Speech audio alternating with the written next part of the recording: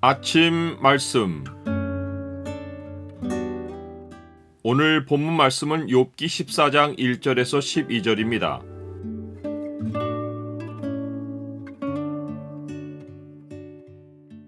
모든 육체에 필요한 것은 살아있는 주의 말씀이다.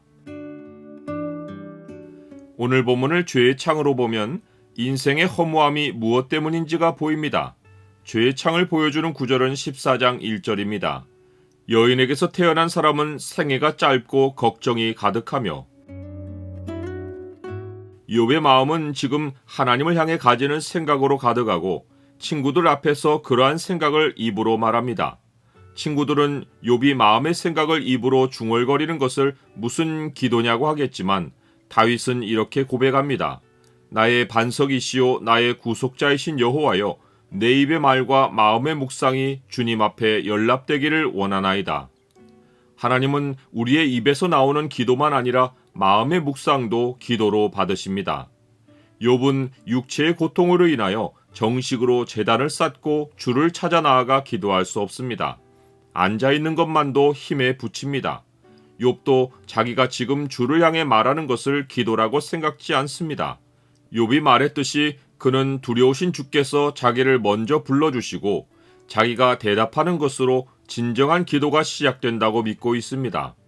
다윗도 주께서 말씀하실 때까지는 기도가 시작되었다기보다 일방적으로 자기의 사정을 주께 부르짖는다고 생각했습니다.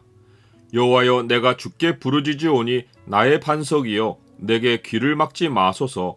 주께서 내게 잠잠하시면 내가 무덤에 내려가는 자와 같을까 하나이다.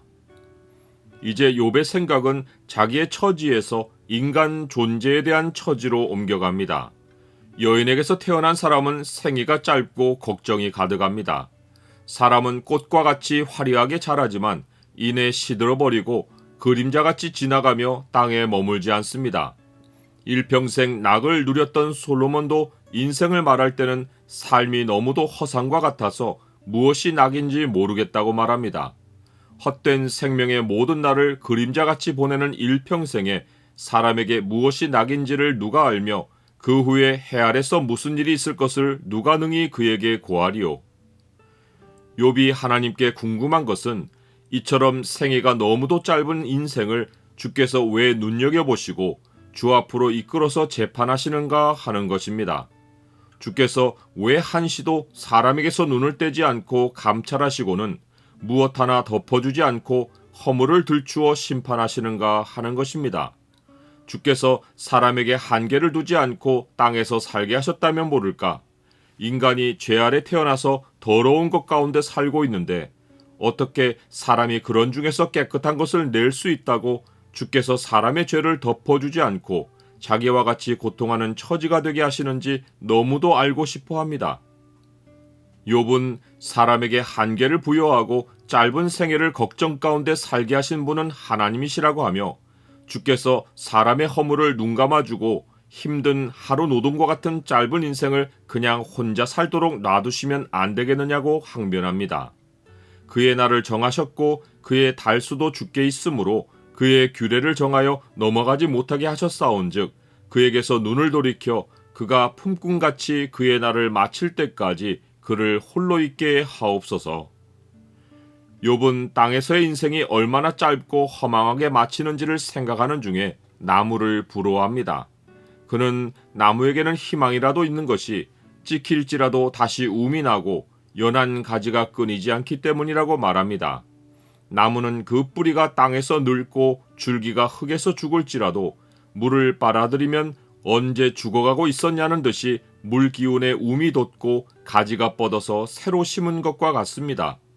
그러나 인생에게는 땅에서 새로 시작하는 기회가 주어지지 않습니다. 장정이라도 죽으면 소멸되고 인생이 숨을 거두면 그의 자취가 영원히 사라집니다. 가뭄에 큰 호수의 물이 말라버리고 강물이 점점 졸아들어서 흐르기를 멈추듯이 사람이 죽어 누우면 다시 일어나지 못하고 하늘이 없어지기까지 곧 만물이 끝나지 않는 한 사람이 사망의 잠에서 깨어나 눈을 뜨는 일은 없습니다. 나는 내 인생의 길이를 진지하게 생각해 본 적이 있습니까?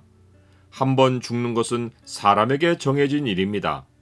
하나님이 첫사람에게부터 제시하신 살 길은 사람이 떡으로만 살 것이 아니요 하나님의 입으로 나오는 모든 말씀으로 살 것이라 라는 것입니다. 하나님은 썩지 않을 말씀을 우리 안에 뿌려 우리를 사망에서 일으키고 영원한 생명으로 옮기십니다. 심령에 뿌려진 말씀의 씨가 자랄 때 사람은 영원히 삽니다. 고통하는 육체는 언젠가 벗을 몸이기에 몸의 치유는 영원한 해결책이 아닙니다. 모든 육체에 필요한 것은 살아있고 항상 있는 하나님의 말씀입니다. 너희가 거듭난 것은 썩어질 씨로 된 것이 아니요 썩지 아니할 씨로 된 것이니 살아있고 항상 있는 하나님의 말씀으로 되었느니라.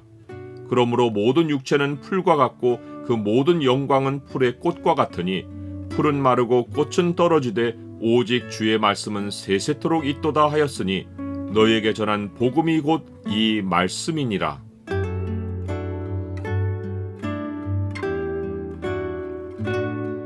주님, 에덴에서부터 사람의 생명은 말씀으로 지켜집니다.